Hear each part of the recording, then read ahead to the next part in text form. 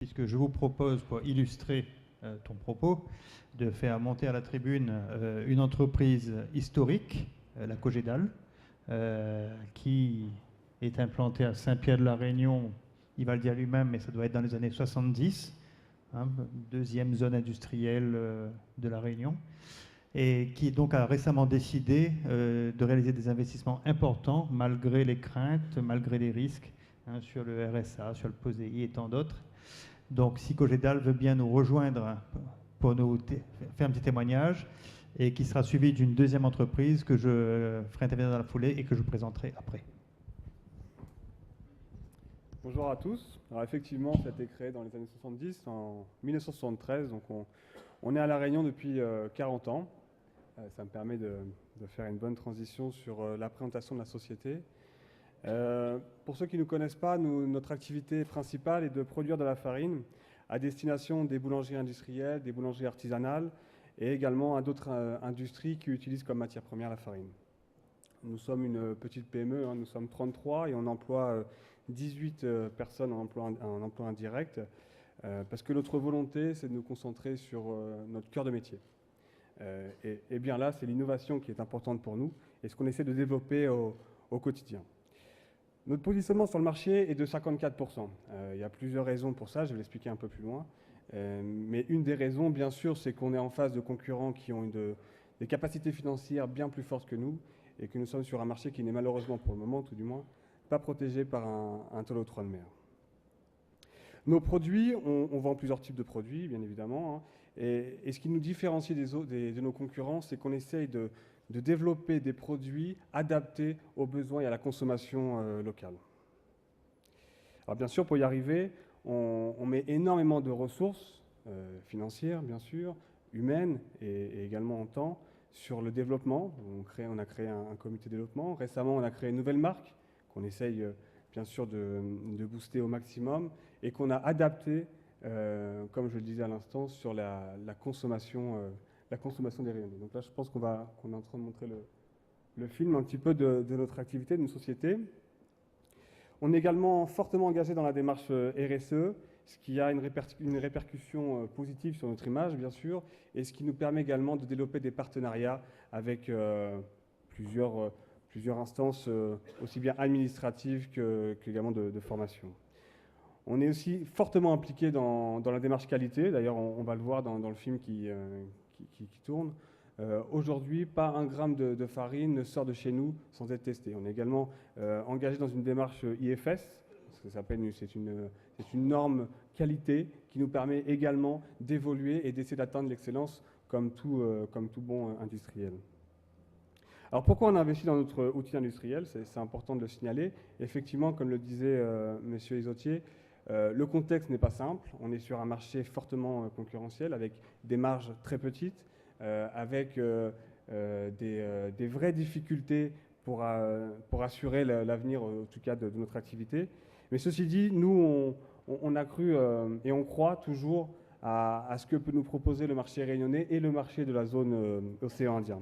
C'est vrai que notre outil était obsolète, il fallait changer, donc on a changé 95% de notre outil industriel. On a également anticipé les futures contraintes de normes hygiène, sécurité et traçabilité.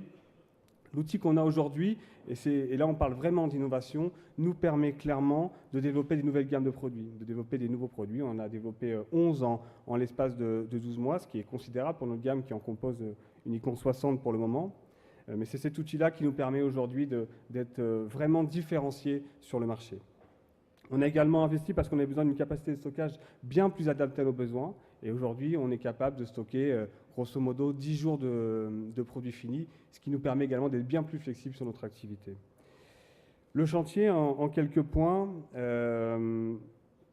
donc je le disais à l'instant, on a remplacé 95% de nos machines.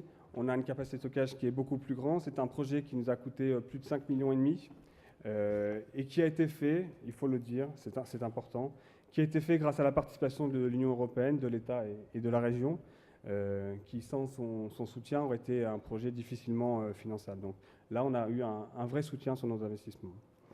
Les points forts maintenant du projet, aujourd'hui on a un matériel de haute technologie qui est intégré dans un vrai process automatisé, ce qui nous permet très clairement de nous concentrer sur notre cœur de métier et de continuer à se développer sur nos produits et évidemment de développer une nouvelle gamme de produits, ce qui est essentiel sur notre marché.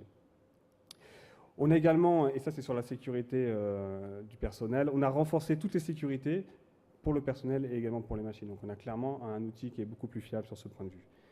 On a également investi dans un stockage en rack dynamique, ce qui là également rentre dans notre logique d'amélioration de la qualité avec une gestion en FIFO beaucoup plus perfectionnée. Également, bien sûr, on a la capacité aujourd'hui de conserver nos produits en chambre froide, nos produits sensibles, nos matières premières et également certains de nos produits qui sont plus sensibles que d'autres. L'un des engagements que l'on avait dans notre convention FEDER, c'était d'optimiser nos consommations énergétiques. Et là, très clairement, avec notre nouvel outil industriel, on s'associe très clairement dans cette démarche.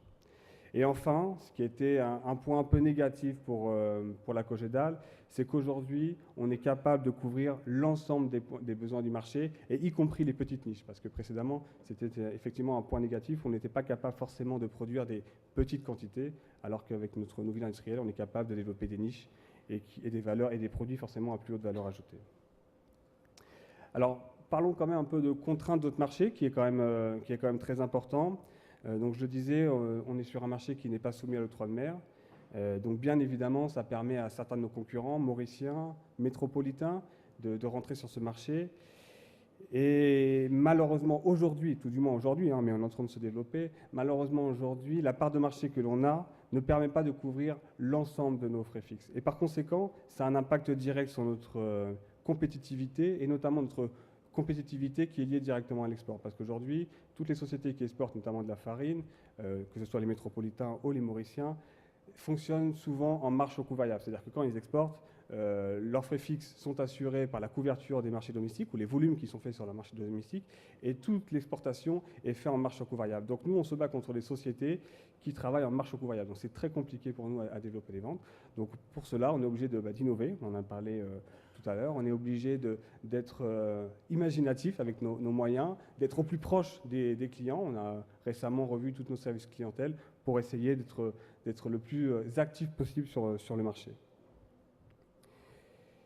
On a également d'autres points, donc je ne vais pas tous les citer, mais on a d'autres points qui est lié directement à la capacité financière. C'est qu'aujourd'hui, on est en face donc, de très très gros groupes qui sont capables de financer quelque part leur part de marché en finançant directement les projets des clients. Et ça, c'est clairement un sujet sur lequel on a du mal à se positionner parce qu'aujourd'hui, on doit encore travailler sur notre compétitivité qui est pour moi très clairement l'essence même de toute industrie, je pense toute industrie réunionnaise notamment sur les petits marchés, où avant de pouvoir se développer à l'export, je pense qu'on en parle là aujourd'hui, il faut d'abord assurer sa compétitivité en local et pour ça il faut assurer un minimum de volume.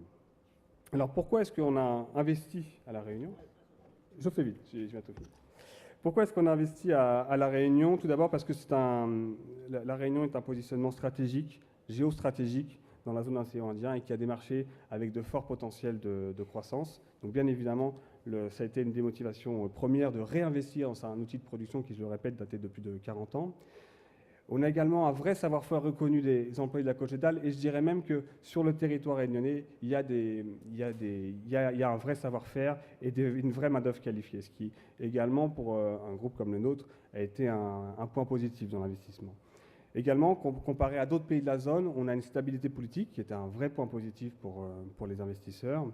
On a, sur notre marché tout du moins, un changement des habitudes alimentaires qui nous permet d'avoir des vraies perspectives de croissance sur au moins une dizaine d'années, accompagné bien sûr avec une évolution démographique, donc forcément une évolution des consommations.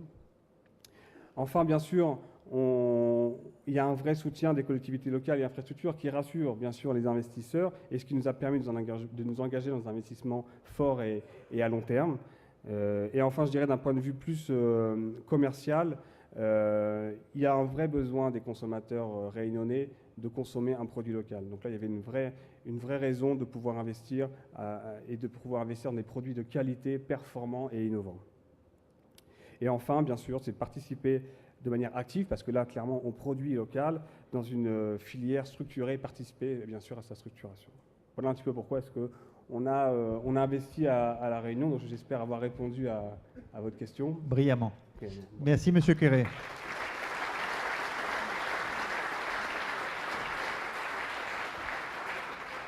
Alors, je tiens à préciser en complément que la Cogedal est une entreprise citoyenne, puisqu'elle a, comme toute l'industrie de La Réunion d'ailleurs, participé au bouclier qualité-prix, donc pour permettre à ceux qui ont moins de revenus d'accéder à des niveaux de consommation raisonnables. Voilà. Au titre des... Je me permets de faire une petite proposition. Donc, au titre de ces produits un peu particuliers qui ont besoin de beaucoup de volume et qui sont finalement avec des visibilités un peu incertaines, nous avons proposé à la région Réunion, mais pourquoi pas plus largement à l'Europe, une notion de financement de stock stratégique. Puisqu'effectivement, les importateurs ont facilité à importer de façon spot, en coût marginal par ailleurs, mais surtout de façon spot. Par contre, s'il y a un problème de bateau, de pénurie ou autre, restera la production locale. Donc, pour ces secteurs qui sont stratégiques pour la population, on pourrait citer le riz, on pourrait citer le vôtre, etc., trouver une idée que l'industriel soit financé en contrepartie de la garantie à la population du stockage local d'une quantité minimale. Voilà, la balle est lancée, mais j'en ai déjà discuté avec David Lorion, que je salue au passage, même s'il n'est pas ici. Voilà.